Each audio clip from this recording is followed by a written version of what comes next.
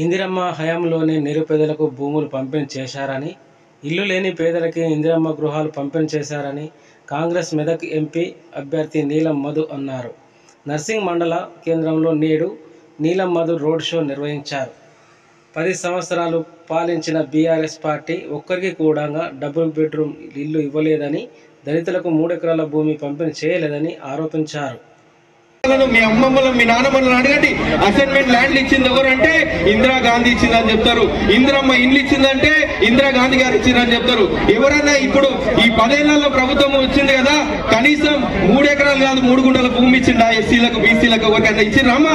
కనీసం ఇందిరమ్మ డబుల్ బెడ్రూమ్లు ఇచ్చిరా మీ ప్రాంతానికి? మేము చెప్తున్నాం, మా ప్రభుత్వం వచ్చి 120 రోజులైంది.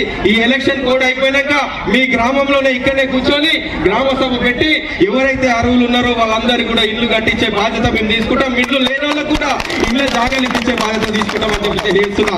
ముఖ్యంగా శ్రీనివాస్ గౌడ్ అని ఒక మాట చెప్తుండు. ఏం చెప్తుండంటే, మా ప్రాంతంలో అన్న నేషనల్ హైవే ఉంది, రోడ్ అవతల హాస్పిటల్ ఉంది, హాస్పిటల్ పోవడానికి ఇబ్బంది అవుతుంది, రోడ్డు మీద యాక్సిడెంట్లు అయ్యి చాలా ఇబ్బంది అవుతుంది అన్న, మాకు మీరు ఫుట్పాత్ బ్రిడ్జి కట్టియాలని చెప్పారు. ఖచ్చితంగా గెలిచిన తర్వాత ఒక 2-3 నెలల్లోనే మీకు ఆ బ్రిడ్జి కట్టించే బాధ్యత తీసుకుంటా అని చెప్పి తెలియజేస్తున్నా. అట్లనే ఈ ప్రాంతంలో కూడా రోడ్డు విషయంలో చెప్తున్నారు అన్నారు, షాలిపేటకు రోడ్ ఇబ్బంది ఉంది అంటుండో, ఒక 4 నుంచి 5 కిలోమీటర్ల దూరం ఉంటుంది అంటుండో. ఖచ్చితంగా ఇక్కడ సందాపూరు షాలిపేటకు కూడా రోడ్ వేయించే బాధ్యత మేము తీసుకుంటామని చెప్తున్నాం. మన ప్రభుత్వం ఉంది, ఇక్కడ ముఖ్యమంత్రి రేవంత్ రెడ్డి అని ఉన్నారు. నేను ఎంపీగా గెలిస్తే రాష్ట్రం నుంచి వచ్చే నిధులు, కేంద్రం నుంచి వచ్చే నిధులు, 2 నిధులు తీసుకొచ్చి మన ప్రాంతాన్ని అభివృద్ధి చేసే బాధ్యత తీసుకుంటాం. ఒక్కసారి ఆలోచన చేయండి.